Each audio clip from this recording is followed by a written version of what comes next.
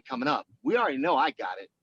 Now, the guy I fight, Chris Sarro, we don't know. I mean, I could get in there and find myself in a 5-round war with this dude. It's highly possible. You never know. But you also tend to pay attention to people and how they respond, how they react. This motherfucker, I do a couple podcasts, and I guess he doesn't like what I say because you guys know how I'm not dogging nobody. I'm just saying, when I was saying his background, his record, all that, his credentials, it's not something I would hang my hat on and go around and be all proud about. I would be low key about it, come in low key, because it's really not much to stand on, even if I was a Billy Badass. So this motherfucker, he's sending me threatening fucking Facebook messages, telling me he's going to step over my corpse and calling me derogatory statements. And I'm just like, damn, bro. Like, you can definitely tell you a rookie, because I had a podcast and that got under your skin bad enough to where you putting up shit about my personal life up on your Facebook and sending threatening messages. I'm just like, I sit back, I laugh. I'm just like, I'm already in your head, bro. I'm already in your head. And I wasn't even talking to you.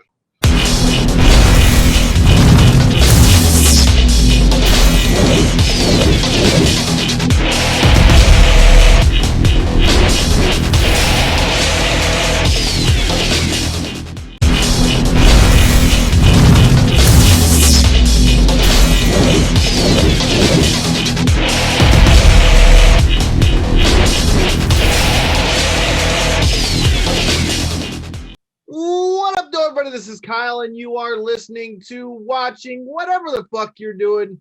You're watching Knockouts and 3 Counts. Corey, how in the hell are you? You know, man, another Tuesday, first day of the heavy snow. Woke up this morning, get all dressed, ready to go to work, hop in the car, put the key in, turn, dead battery. That's how my day's going. That's not good, though. What the fuck? So what's the moral of the story? Clearly you survived. What the fuck happened? You know, you just have to sometimes burn vacation days that are unwanted to be used at that exact moment, but life goes on. That's what vacation days are for sometimes, though, man. That's it. But while we're waiting for our guest to join us here, we got quite a bit of news on the MMA front released on the in the last couple days. I don't know if you've seen the news that Leon Edwards is the next victim of the main event COVID hit, but now that December 19th main event is now canceled, and Wonder Boy, I can't talk already. Wonder Boy steps up against Jeff Neal for the new main event, moves into 5 rounds. Honestly, I think it was more deserving of the main event to begin with than the Kazmat fight. The Kazmat fight just had so much attention on it. So here's the thing, man. At this point, I hate to say it's almost a given, man, but until we can get COVID under control, you don't know what the fuck's going to happen. Like, literally at any given time, any fight that's booked can fall through. I mean, at this point, that's getting to be a given. I think either way, I think with that fight getting canceled or postponed or whatever they're going to do with it, those guys have already cemented their spot. And like you said, the co-main on that one was just as deserving, if not more deserving, of the main event spot on that one. There's another thing I wanted to get into before we get to our guest. Is something that, you made light of when we watched AEW Full Gear. And that's that, like, the matches that made you, look into it, made you want to watch it, like, damn, I actually want to see, what's going on with these things. I watched some of Monday Night Raw last night, man, and I just can't get over the fucking fact here that they just keep doing shit that don't make sense. Why can't anybody just beat somebody straight up? Like, I get it's pro wrestling and all, but son of a bitch, dude, like, they literally had 7 matches in the last week that all had some kind of interference, some kind of bullshit, some kind of something. While over on AEW side of things, they're actually trying to tap into some reality with the fact that Taz's kid is training with Cody Rhodes and they're feuding on TV. So, like, you know what I mean? Like,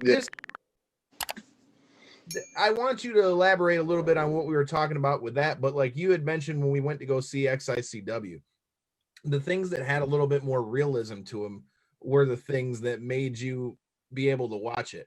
What was it with storylines that made it hard for you to watch? And like what was it about like matches like the tag match with the Young Bucks and FTR that made that one enjoyable to be able to watch?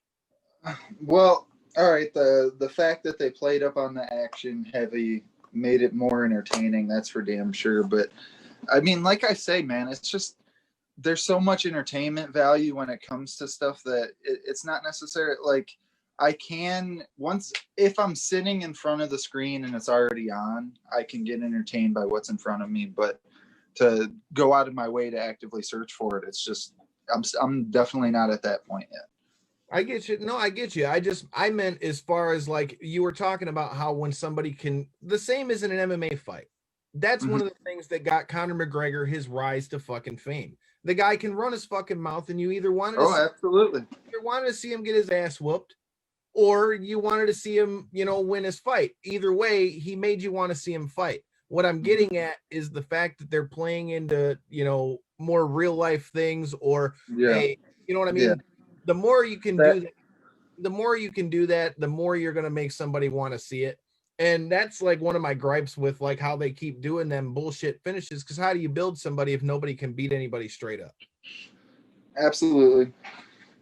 I mean, it's weird because my problem is I feel like a lot of these stories aren't so easy to just get into. I feel like, like even when we start to have guests on and stuff, like you start to talk about they're affiliated with this faction. So not only should I know the guy themselves, but I need to know the 4 guys that they're with. And then this faction's feuding against that faction.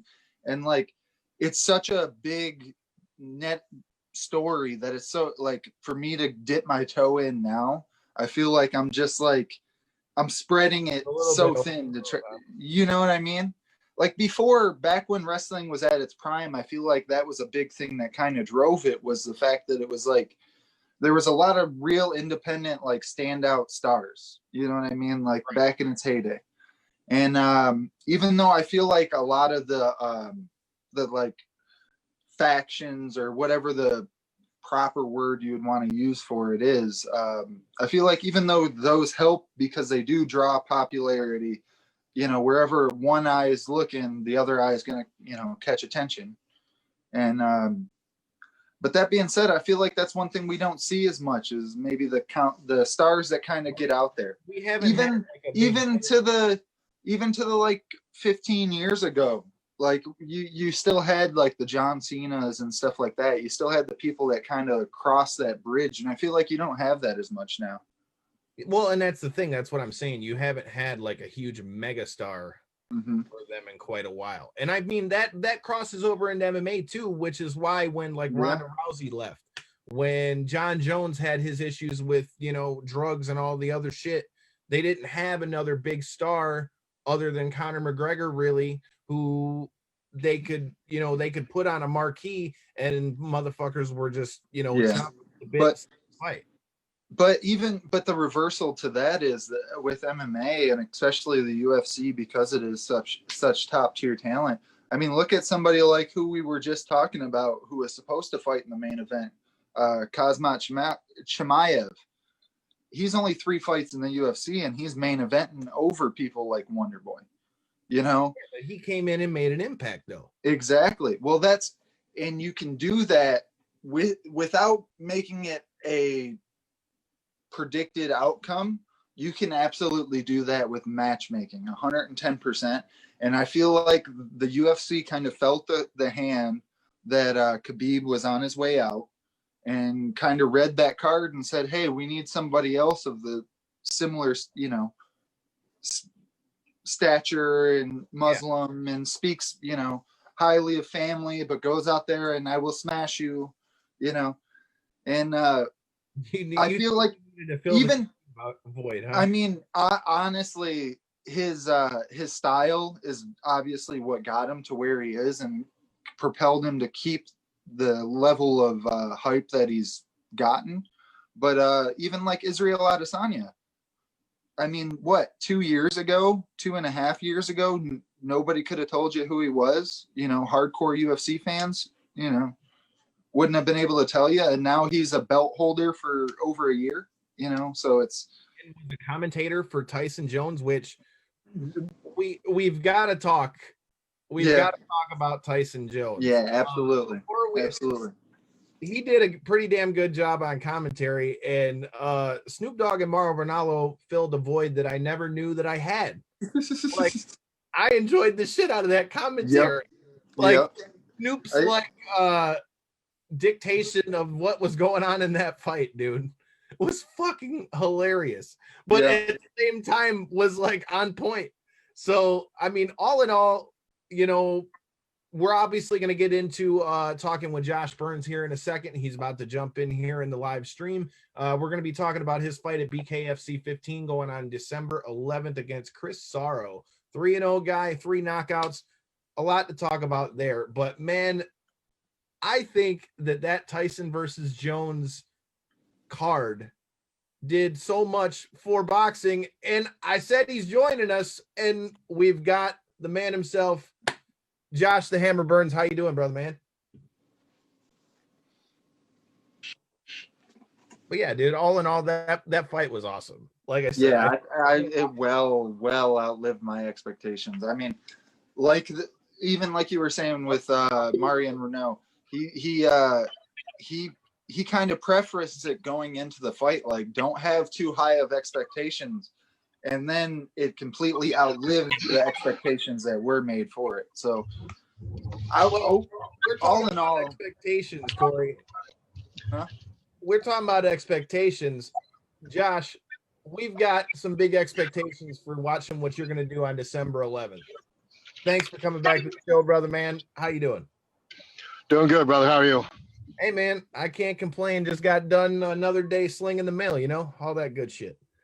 But we were just getting to talking a little bit about the Tyson Jones fight before you got on, and before we get into your fight, I'd love to hear your thoughts on that fight. Did you watch the fight? What do you think? And from the things that you've seen, what were your overall thoughts on that card? No, I think he's froze. Oh, Josh, you there? Well, one thing that I do want to touch on, since we didn't necessarily get a chance to cover on it, the presentation was amazing, man. They blew it out the park with the presentation. That was my biggest highlight of the night, was what they were able to do with such a small area. And it was very like minimalistic, with just like the black set with just a bar light across the top and stuff. But at the same time, it really it made you pay attention to the action, but also gave it a great showcase area. It was like a perfect mixture of the two. Only kind of partial complaint when it came to that end was the camera work wasn't always the greatest, but with any new promotion, you can't expect everything to go off without a hitch. And I thought for the most part, that was fairly hitchless. I mean, like I said, the little bit of camera work, but like the lights in the background, the beam lights that they were doing to kind of portray like a ring in the background and stuff. It well outlived my expectations, man. It really did. I agree completely. I love the look of it. It's something that we talk about a lot when we watch the UFC fights. I wish they could get a little bit more theatrical with their, entrances, kind of like they were back in the day. I definitely like the look of it, and it looks like, here we go, we're trying for round 2. It looks like we might have him back. Josh, you all good, brother, man? Yeah, I'm here. Can you hear me? Yeah, I got you. Yeah. All Sorry right. about that. You're all good, brother, man. Technical difficulties. We were just talking about that, but we were just talking about the Tyson Jones fight. Did you get to see that at all? And if so, what'd you think? Yeah, I did get to see it, and I think both guys did what they had to do to, to, let's just say, survive. I think Tyson could have done a lot more, but Jones was smart enough to tie him up, and a lot of people dogging it, but at the end of the day, uh, man, you got to talk. These guys are in their 50s, and Tyson moved and was faster than a lot of the heavyweights I've seen today in today's Yep. game. So, and Roy, he had a couple flashes of, brilliance in there where he, uses footwork and stuff. But as I told a couple of people, other interviews I had, you guys remember with men, the last thing that goes on a man is power, strength, Yeah. mobility, speed, all that might go away. But the last thing to leave, and everyone knows because we call it old man strength. So, Tyson still hit like a damn horse. And, Yep. Roy, the day after the fight, Roy even said, he goes, he hit me with one of those body shots and my whole body still hurts. So, and that's just Roy being real. I think, Roy did a lot of holding because once he got that body shot, I think it was in the second round, he knew, he's outclassed as far as power because that's pretty much if they really went for it, I think Tyson would have won if they had gone all out, in my opinion. Yeah, absolutely. I completely agree with you. You could kind of see that Tyson was almost kind of leading him on at points, almost allowing him to clinch to kind of eat up a little bit of time in those rounds so that he could kind of almost do like a little 30-second of real boxing. Then just eat away the rest of the shorter rounds kind of really led into that too, with the fact that Jones was constantly doing the clinching and stuff. I still found it entertaining as hell. I would like to see Tyson go in there with somebody that was maybe a little less scared of the power. I felt that was the issue with Roy, is maybe Roy was kind of just, he felt it. He felt that Tyson's, like you said, still had that old man strength and was putting it on him, man. He kind of pulled a couple of the punches to the head. I felt like he wasn't really stepping into him like he was those body shots. But I mean, that's kind of what you have to do to keep things going in a old man fight like that. I found it entertaining as hell though. Still. Yeah, no, I thought it was entertaining. I think Tyson's hands still look fast, and you got to think, Roy, what is it? 3 of his last 5 fights, he was knocked out. Yeah. So, Yep. and when Tyson lost to like Lewis and people like that, got knocked down, he wasn't knocked out. It was just he was tired, he was out of shape, he was just done. He didn't have the fire, so he just got knocked down. But it was the fire was gone. He, didn't have in my opinion, didn't have the desire per se. But Jones straight up has lost consciousness. And as a fighter, we all know once it happens once, it becomes easier the second, the third, the fourth. And if you're stupid enough to be in there for the 5th, it's going to come real easy. Well, you talk about the fire, man. It's great to see that you're going to be back in action here December 11th. Obviously, the last time we talked to you, it was before your first original bout set up with BKFC with Sam Shoemaker. Tell me, what are your thoughts on finally being able to get back in the ring here, and how are you feeling on the long layoff? Feeling good. The Sam Shoemaker just fell through multiple times. Obviously, the first time was not on either one of us. We both showed up to Kansas for the fight.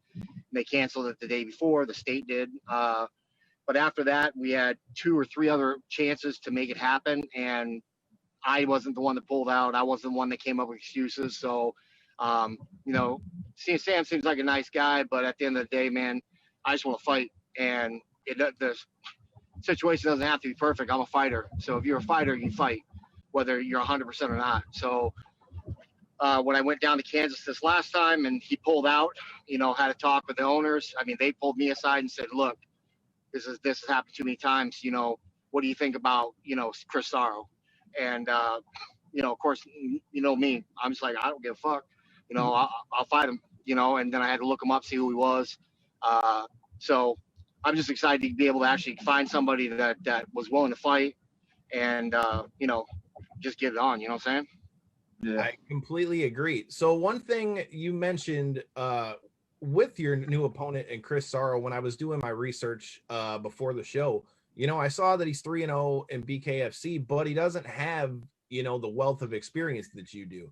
How much of a difference do you think that that'll make, even though some of your experience obviously comes in the MMA cage? But I mean, you've got just more time in there than Chris Sarro does. Yeah. I got 10 fights in bare knuckle. So, to be honest with you, Chris is an unknown. which always makes it dangerous being an unknown guy. I mean, he's all shredded up and, got that Greek body type look. And, he plays the part. And, I don't know. I just like you break your opponents down because you never you don't want to disrespect the opponent or underestimate an opponent. And so, do a little research on the guy. He calls himself Chris Golden Glove Sarro. And, I'm like, that's cool. So he calls himself Golden Gloves. I ain't never heard that before. It's a little bit cheesy, but we'll check it out. And I've got 3 Golden Gloves under me, 2 silver gloves. They don't do silver gloves anymore, but back in Southern California when I was a young buck, they did. And so I've got 5 amateur, pretty solid, titles experience, whatever you want to call it. Chris Sarro, he fought in Golden Gloves, and it was in northern Maine or some shit like that. And it's not that hard. Now today's day and age, you can't hide. They keep really good records of stuff. And this dude goes up, he fights one fight for the Northern Golden Gloves, whatever, and there was no heavyweight there. So he bumped up to super heavyweight, which any fighter can tell you in the amateur ranks, most guys that are super heavyweights are guys that are way out of shape or way overweight. They're not going to be massive problems in the ring unless they're just some phenom, And anyways, I digress. The bottom line is, one fight pretty sloppy. He won. Now he's lost in the BKFC. He's fought twice in the BKFC, and both times he fought 2 guys that had no experience. One guy's named John McAllister, who I know, really good guy, got a heart of gold, man. Guy's got balls of steel to fight anybody. And thing is, he's 5'9" and weighs 200 pounds and probably should fight about 175. So he took the fight, always take care of his family, and he got in there, not just like Chris, didn't have any experience in the bare knuckle world, but there was enough disparity there to say, okay, that's not really something you're going to hang your hat on. And then the second fight he had is with Victor Jones here in Michigan. We all know Victor, God bless him, but Victor don't like hands. So what the hell he was thinking about going in the bare knuckle for is beyond you and I. But yeah, he went in there. He went in. You watch him for a minute. He looked okay. He was moving, trying to stay out of the way, and then he got hit, square hit on the jaw, and he didn't get knocked out. I mean, let's just be honest. Let's call a spade a spade. The motherfucker sat on his ass, wiped his nose, looked at his hand, put his hands on his knees, sitting on his butt, leaning on the cage or the ring, and looked at the ref, wait till the ref said 10, then popped right up with it right to his feet. So, I mean, to me, that's somebody who just showed up for a fucking payday. So, my opinion is Chris Sarro's fought nobody, and he's not been pressured, he's not been hit. And, I honestly believe, he's super amateurish. He might hit hard, but guess what? Every fucking heavyweight hits hard. Now, are you world-class puncher? I don't see it. So, I believe I'm in there with the one thing where he was a bat, and I can take you with the fucking sledgehammer. Over his head, and that's just the end of the day. So now that you're finally getting your crack with BKFC and stuff, man, like, what are your thoughts on just obviously the different conditions than what obviously you'd be expecting at a BKFC fight? I mean, obviously, do you know if you're going to have any fans at this one, or are they one of the states that's still completely out with fans too? No, Mississippi, I think, is a lot more lax. They're not psycho like here in Michigan. So I'm pretty sure we're gonna have a crowd, an open venue. So there'll be people there. Whether or not, I mean, I have people there for me or not, I don't know about hometown people, but I mean, I'm pretty well known enough to have, a nice little section of people that will be cheering for me down there in Mississippi. Do you think that the pandemic as a whole, like, has it changed anything for you, like, as far as your training camp or how you've had to get ready, or even like your mindset for the fight? Well, you got to think, man, I've been training since February. I caught the COVID and whatever after that March thing. Had it for like 5 days. We had every symptom we could have, but I mean, no worse than a fucking cold, and got over it in 10 days, tested clear, and I'm blessed in the fact that I have gyms that I've never stopped training. I've trained all the way through. So nothing's really changed for me. It's more or less just the get up, get down for the fights. That's always a mental thing. It's not a physical thing. It's a mental thing. So, you're always trying to peak at the right time and then get down there and then the fight's called off, or you get ready to go and then they're calling you the week of the fight saying the fight's off, and then you actually physically go down and then the fight's off. So it's more of a mental thing, but having a strong team and support system around me, which I do, I really don't feel like I've personally not been affected per se by it training wise. All right, Corey. Well, I've been running my mouth for a minute. I saw you had a couple questions in there, so here's your shot. Well, I mean, it sounds like you've had fairly limited interaction other than the fact of a couple negative phone calls and stuff from BKFC. But what you have dealt with them so far, what's the thought on what you've dealt with behind the scenes, and then what's your thoughts of what you've seen from a production level, like on their shows? As far as BKFC, to be honest with you, man, it's a world of difference. I mean, I was over at the BKB over in Europe, which they had a nice little setup too. They had a good setup, which was respectable. They kind of don't, their guys are just kind of just winging it. They don't know what they're doing. They're learning as they go, which is respectable. But I've been to UFC shows. I was supposed to fight Gerber Gonzaga. That got canceled. Then I fought for Bellator, and all the times I fought for Bellator, high production, high, level of professionalism. And I was at the last fight for BKFC, and to be dead honest with you, it literally reminded me of just the same thing as like when I was at Bellator. Same high level production, TV, everything. Everything's on a, when they come back to your dressing room, hey, you're fighting in 5 minutes, you're walking out 4:59, you're standing at the, the board and you're ready to walk out. So, which is cool. So I think it's a super professional organization. They're still learning, as it goes as well, but got a lot of high hopes for them. Well, it seems like they've been making a lot of positive steps. I mean, even me, I jokingly call myself a fight degenerate all the damn time. I watch pretty much every damn thing there is out there.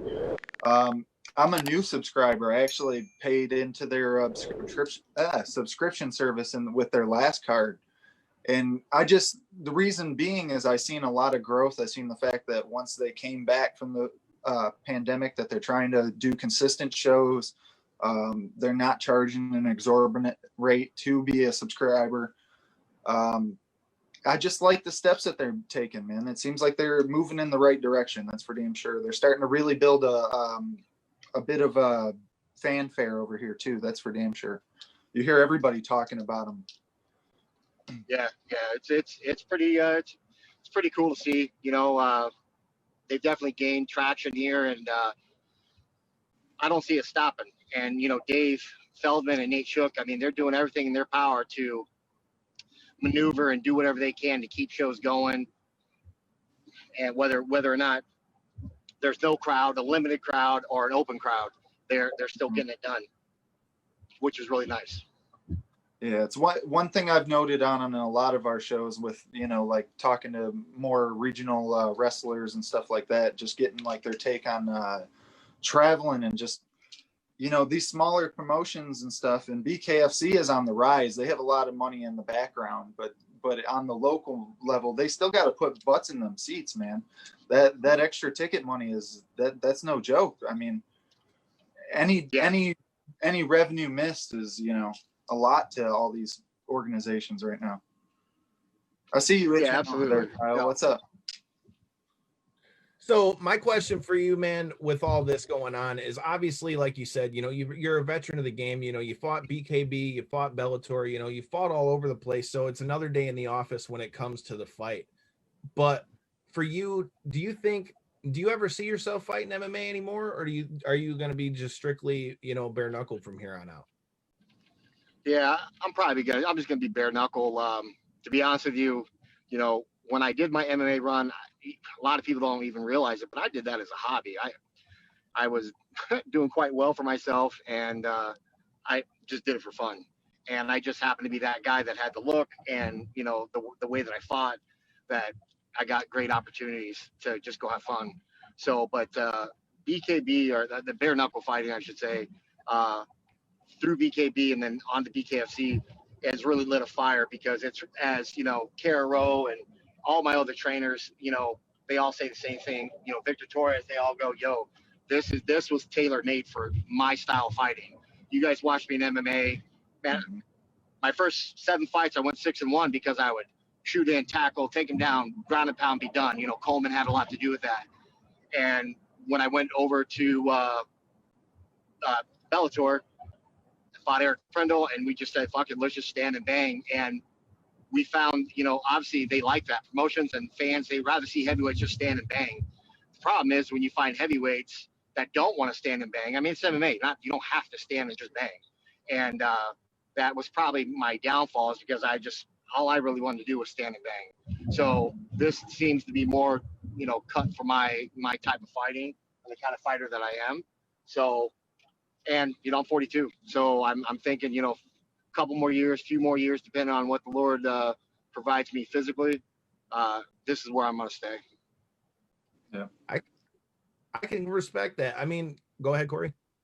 No, go ahead. All right. My bad. Zoom stuff. But yeah, man, I wanted to know what your thoughts were on that, because I know, you know, you've done both, and you've had both BKB, you know, the MMA. So now that you were there at the last Bare Knuckle FC fight, obviously everybody that's watching this, or that probably will watch this, might have seen the clip that went viral from that last fight and the 3-second knockout. My question for you is, being there in the building, what are your thoughts on that? And did you get to see it as it happened? And what was the vibe like around that place after that? Yeah, you know, that dude, what's his name? Ursula, whatever his fucking name is. Dude's a beast. But at the same time, man, when I don't give a fuck who it is, and I'm not dogging, you know, his 3-second knockout. It's fucking great. But his opponent was shredded, looked the part, looked like, oh man, this could be a fight. Yeah. Yeah. But when you watch them get in there, this dude was like stone cold ghost. He was deer in the headlights, hands at his hips. They said fight, and what's his name just ripped off a punch, just drove off, boom. Anybody that starts a fight flat-footed, kind of staring into space with their hands at their hips, you're getting knocked out, whether it's 1 second, 2 seconds, 5 seconds. So yeah, it's fired, it's great, and you know, it made Sports Center and everything like that. But fighters, you know, the dude's a beast. The guy that got the knockout, he's a beast, taking nothing away from him. But you give any real fighter that from their opponent, where they're going to stand there with their hands at their hips and just kind of like be deer in the headlights, bro, you're going to get an under 20-second knockout. And so, yeah, at the moment, it's fucking crazy. Everyone's going nuts, you know.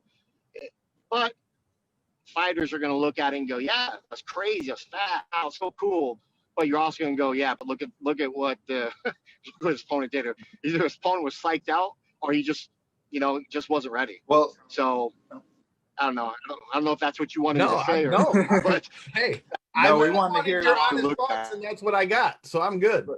Well, and especially with the rule set that Bare Knuckle FC uses, with the whole toe the line moniker and stuff, the fact that you're literally starting within punching range, if, like you said, if you even remotely start flat-footed, you're just, it very well could end up in another 3-second knockout. You got to be immediately either offensive or defensive. You got to be one or the other, and you cannot be hesitant in that split second, because it doesn't take much. I mean, that's for damn sure.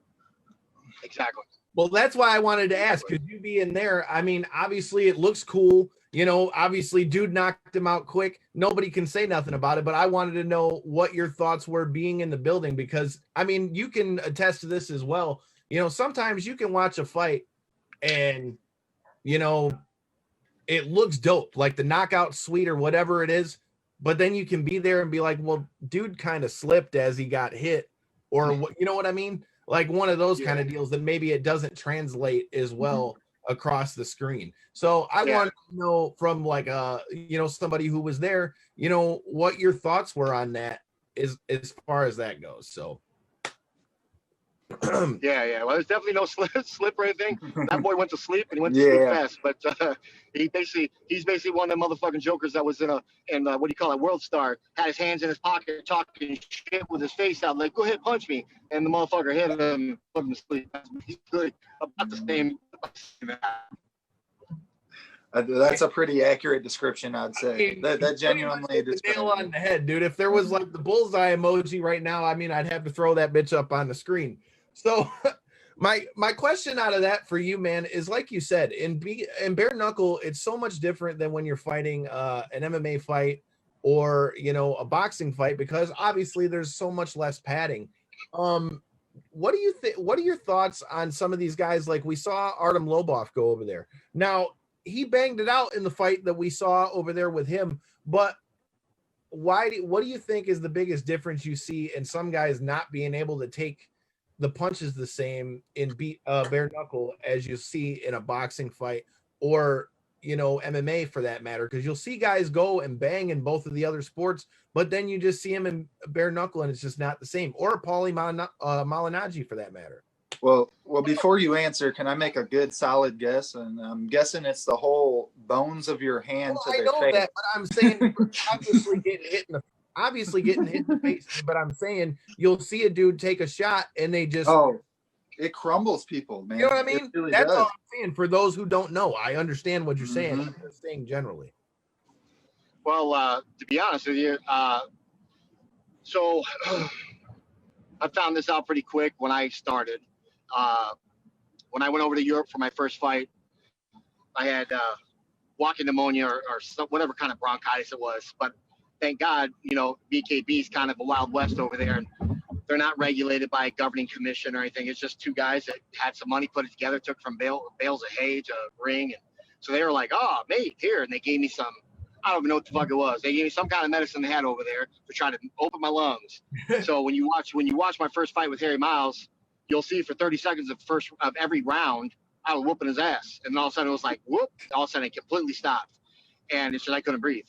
And the one thing I found real quick is this sport is about heart.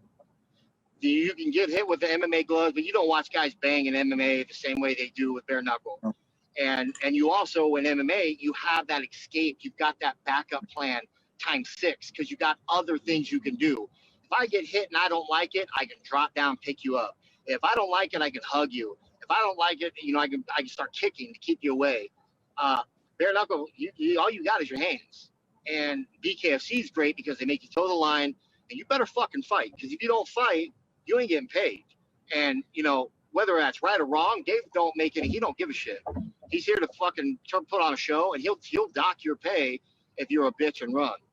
And this is where you find like there's special specimens out there, and I think bare knuckle proves that. There's a difference between having heart and having heart. So Paulie Malignaggi is one of the best boxers of our era, like stud. Okay, he get in there, he got hit. You watch it, he didn't like it. Okay, Artem, he's not the best fighter in the world. Yeah, I've seen him get pieced up many times, but he has heart. That's not shit you can teach. You're just born with it. And same with like, oh God, what's his name? Johnny Hendricks or Johnny. Oh my God, what's his name? From Toledo. Well, now he's from Texas. But Johnny Hendricks. Not Hendricks. He's a champ right now. Oh my God, he fought Josh Short Stack Robinson. They had a war in WXC. Shit. Johnny Bedford. Bedford. There you go. So Johnny, when I was doing it in UK, Johnny asked me to get him over there.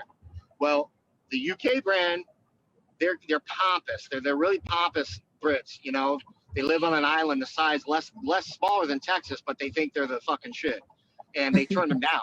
And I try to tell him, like, listen, dude, this is a different breed dude. He will go through your boys. And of course, they turn him down. They laughed at him. Well, now look where he's at. He's a champion for BKFC, and he's fought a lot tougher competition than you'd see in the UK. He's one of those guys who's just cut from that cloth that you can't teach. And, you know, I think I'm blessed in the fact I've always been that way myself. You know, MMA, I mean, shit, you watch me. I fought Justin Wren on 3-4 week notice, and Justin been preparing for 6 months, and they were toting him up about the pygmies or whatever the hell it was he was doing, which is a really good cause, all that for the water. And I went 3 rounds with him. I think I took 12 knees to the head, and I just got tired, but you couldn't put me down. I've never been knocked out. When I went to 205, it was the closest I've been to being like knocked out was Rich Hale. I cut 80 pounds in, 90 days? And it was just too much too quick. So basically I was dehydrated. I didn't know it. I felt great. And, once I got clipped, I locked up, but I never lost consciousness. That's the closest I've ever been to being, knocked out. But in BKB, I was never hurt once. I mean, I've been cut. I had my nose ripped off, or my left side of my nose ripped up. But I never stopped fighting. I keep coming forward. And I think that's the difference with this between boxing and MMA is boxing. You're hitting me with pillows. Okay, yeah, don't get me wrong. You get hit by a guy like Tyson, you're gonna be in trouble. 10-ounce gloves, but for the most part, you don't feel shit when you box. You don't, like when I spar, you don't feel things. The second you're in a bare knuckle fight, the very first jab, you feel it. I don't care how much endorphins you've got going. I don't care. You're gonna feel it, and I think that's the difference. It's a matter of how much you want it, how much heart, and it's not even a mental thing. It's not like, oh, I can push through this. I got it. No, your body says fuck this, and your mind's like done. I mean, you saw that with like a Victor Jones. You saw that with, you see it with multiple fighters in this sport where they're high touted fighters. They're tough. They come in with great records. They get clipped. They're not knocked out cold. They literally are on their hands and knees, grabbing their face, sitting on their butt, like thinking like, why am I here? If they're not paying me enough, it don't even matter. It could be $100,000. It ain't worth it. So I think that's the big difference that people don't get is like, this is not something you can go grab somebody. Oh, he's gonna be a great bare knuckle fighter. You got to find somebody who just has something in them, and you're only gonna find that out when they're put in that position. So like Masvidal, I think Masvidal would be a fucking monster in this sport. I agree. I know he has that weird ass, same thing as myself. He's got that weird ass hit him, and it makes him want to keep coming. It's like you said, he's got that dog in him, man, and it's something that you've shown that you've got. I mean, like you said, you've got how many fights in bare knuckle? My question for you is, obviously the same thing that MMA kind of had to fight against was, people calling it human cockfighting and all that stuff. Obviously, that's only going to be ramped up to another degree when it comes to bare knuckle. Do you think that like the rawness of bare knuckle will hurt it at all in its growth and popularity in America because of how things are so PC now in 2020? Yeah, no. Yeah, first of all, fuck 2020 and all this PC bullshit. At the end of the day, I mean, we're Americans, man. We're the best in the world for a reason, and we love violence. We love combat, and bare knuckle is the safest sport there is. Now, don't get me wrong. You're going to have a hell of a lot more superficial things, cuts, shit like that, hematomas. But as far as brain damage and true physical, damage, it's at a minimum. And I think personally, that's why the UFC's really, they're still a freaking force to be reckoned with, but they're not at the height that they were. There's a reason why the Fertittas got it. There's a reason why they did what they did when they did it. They're smart guys. Not saying they're still not a billion-dollar company, but it basically hit that ceiling. And now they're just trying to maintain, they'll have up years, down years. I think, and even Dana White supports the BKFC. He loves the idea, the format, because it's not about, being better than MMA or being better than boxing. It's just excitement. It brings a different type of excitement. Like MMA brought a different type of excitement compared to boxing because boxing was starting to lull out. Mm-hmm. Boxing's never going anywhere. Boxing's an amazing sport, but it will have downs, highs and lows. And when it went through its lows, boom, MMA hit the scene. Forrest Griffin, Stephan Bonner, boom, that shit hit and it never looked back. I think we're getting close to that with the BKFC. We're going to have that type of fight here soon. You can't say who it's going to be, but they're going to have that moment. And when it happens, I think the BKFC is already on the rise, but with the pandemic and all, it is what it is. You got your half that go, you know what, fuck it, let life go on. It is what it is, and obviously ain't going nowhere. Everybody's talking about masks, this, that. Man, fuck all this. Like, they literally been doing this shit forever, and you're telling me the 20% of people that are like, I'm not wearing a mask, that they're ruining the whole country? Give me a fucking break. At the end of the day, we're going to have to run the course, let it get through the human body. You guys already know it's what I went to school for. Our immune system builds and gets strengthened by being introduced to shit. So, like I said, I had it. I'm fine, and I'm past the age that they say scary. I have underlying conditions, and I was fine. So now I'm not saying that some people weren't fine, but at the end of the day, this shit just needs to go, and they need to let all the sports. They need to let things just happen. And the fact that BKFC is still surviving and kind of thriving through this time.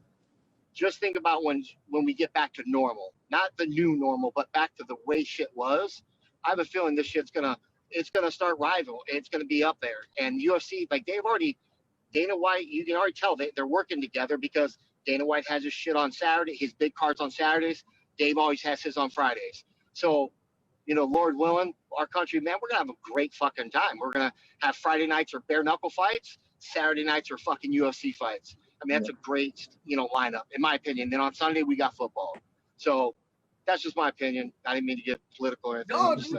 No, totally cool, man, because I agree with you on the fact that Bare Knuckle FC, I feel like it provides like that other alternative also just in fighting. And I mean, just during the pandemic, I mean, yeah, you can't have the fans like you normally would, but now is as good a time as any, in my opinion, for promotion that's kind of growing and building, because you've got more people at home right now to watch fights than you would have ever had before, even if it is the UFC.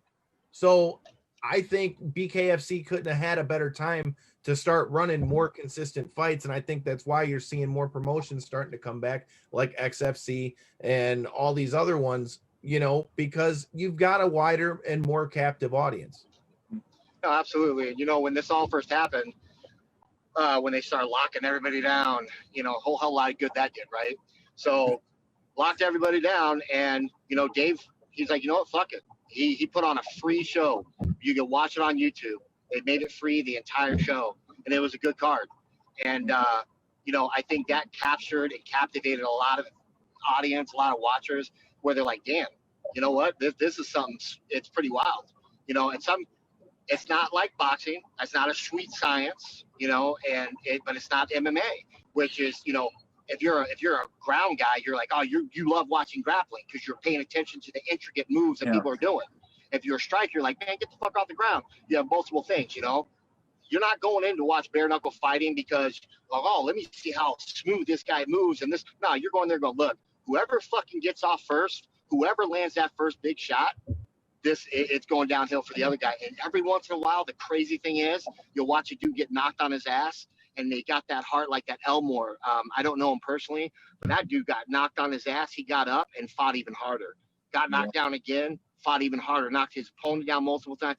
Then you get those kind of fights, which that's just like, superhuman, in my opinion. It's badass. So it's definitely going to captivate a section of audience. And I think there's going to be a lot of people that are going to levitate to it just for the pure, one, the violence, but the sport of it, I completely agree. Michael, Corey, I know you had something to go off of that, so I'll let you go real quick before I make my next point. Well, I was just going to kind of jump to allude to the fact, like you were just saying, it kind of jumps back to, it shows the real heart that people have in there. If you're willing to take a solid, with bare knuckle, I've seen jabs give people a serious 8 on that 10 count. Like you said, people go in there and rethink their whole damn life. Like, why am I in here? Why am I doing this? Off of a jab. So that being said, you really do get to see the heart when you see a fight like that where I forget the name because I'm terrible with damn names. But when you see fights like that one where you do see a knockdown, but yet you see the opponent come back actually more fired up. It's people that go into the bare knuckle with the almost I'll take a hit, but I'll hit you twice as hard mentality. Those are the ones that kind of seem to thrive under the current rules almost. Yeah. I mean, and most guys, they don't. and I'll be honest with you, a lot of guys don't even know they have it until they're there. Mhm. And Julian Lane, one of my good friends, really good guy. I mean, he went over to Europe, and Jimmy Sweeney is a friend of mine. He's a European champion. Honestly, one of the pioneers of the new age sport. Like, the dude's talented. It sucks that BKB has him by the nuts. I mean, he probably wouldn't go anywhere anyways because he's real good friends with the owner. But it's because the owners take care of him, pay for his life. So if he were to ever come over here, he would lose that, that what I call a hand-fed meal. So, but Julian Lane went over to the UK and beat Jimmy, his first ever bare knuckle fight ever, and Julian beat him. And Jimmy would say the same thing. Can't have excuses. Jimmy did have excuses saying, I wasn't in shape, I didn't take it serious. That's all fine and dandy, but at the end of the day, you lost. And Jimmy would own up to that. And then Jimmy came back, had a rematch with him, and Jimmy beat him. Now, Julian jumped over to BKFC because all the drama with the European guys. And Julian have to answer that for me, but I'm pretty sure Julian lost his first fight. And it wasn't pretty. Like, he got clipped and he lost. Then Julian turns around and goes on a win streak. And Julian just took a fight, on I think it was like 2 weeks notice, he fought Alvarez. And even though it was Alvarez's first bare knuckle fight, Alvarez, the pit bull, he's a bad motherfucker. But by that time, Julian knew that he's a dog. He's in there for that dog fight. And dude, that was one of the best fights that I've seen this year to date. Like, it was a badass fight, and that's because Julian has that that dog in him, that fight. And the great thing is that every once in a while you stumble upon a guy that has that. So, like, example, my fight coming up, we already know I got it. Now, the guy I fight, Chris Sarro, we don't know. I mean, I could get in there and find it myself in a 5-round war with this dude. It's highly possible. You never know. But you also tend to pay attention to people and how they respond, how they react. This motherfucker, I do a couple podcasts, and I guess he doesn't like what I say because you guys know how I'm not dogging nobody. I'm just saying, when I was saying his background, his record, all that, his credentials, it's not something I would hang my hat on and go around and be all proud about. I would be low key about it. Come in low key, because it's really not much to stand on, even if I was a Billy Badass. So this motherfucker, he's sending me threatening fucking Facebook messages, telling me he's gonna step over my corpse and calling me derogatory statements, and I'm just like, damn, bro. Like, you can definitely tell you a rookie, because I had a podcast, and that got under your skin bad enough to where you putting up shit about my personal life up on your Facebook and sending threatening messages. I'm just like, I sit back and I laugh. I'm just like, I'm already in your head, bro. I'm already in your head. And I wasn't even talking to you. So now wait until I see you in person, so it's going to be a good time. So, and I didn't mean to divert off subject there, but exactly where I was going to go anyway, man. You're going into this fight. Obviously, dude is already shook. You're in his head. So as we get ready to wind down here, we got about 5 minutes left. Let the fans know, and anybody who's new to BKFC or new to Josh the Hammer Burns, how do you see this fight going? And any last words for your opponent with all his shit talking? Well, I mean, as far as for everyone, though, I mean, at the end of the day, you're going to see me come in. I mean, you guys have seen my last few fights. I kind of got fucked over a little bit over in Europe, and I lost motivation. I'm not going to lie. So that's why I came in 275, 280, overweight. Just wasn't feeling it, Still knocked my dudes out, but it just looked like dog shit. Well, as of today, I'm about 260, 259. Probably by fight day, I'll be 255. So I'm back down to my prime weight. So no matter what happens, you're going to see a good, sharp Josh Burns. And I'm assuming this cat's going to come in and be sharp. I'm hoping that's what he's going to do. I mean, he's all fired up. And as far as having words for him, I ain't got no words for him, bro. Like, when I see you, when I see you in the ring, I'm going to fucking try to rip your jaw off. I mean, that's what I do, And now, am I going to be your boy after the fight and buy beers and be cool? Nah, probably not, because of the personal attacks and shit he said.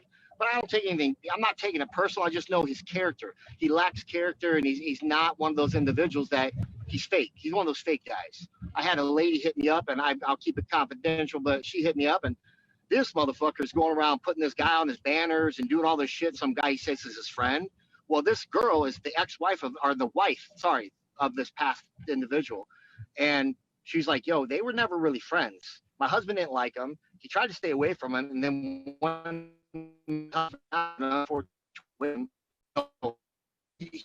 like date him and do. She had to file a personal restraining order.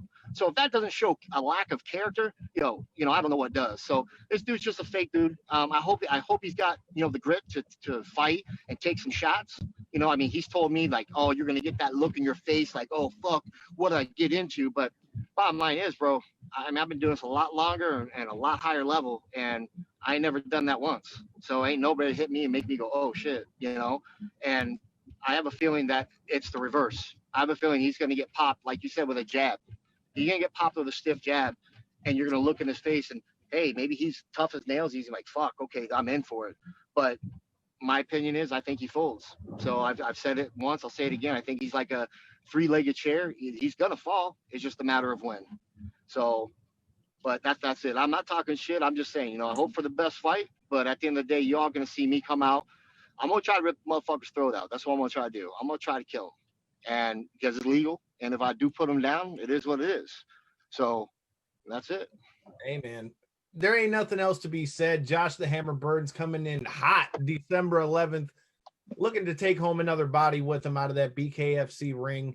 And as always, brother man, I just want to thank you for your time. Let everybody know where they can find you on all your social media and all that good stuff and where they can find the fight. Oh, man. So the fight's got on the BKFC app. You can use the hashtag I think it's like /Burns, and you guys get a discount on it. That'll be in the link to the description. Oh. Did we lose him?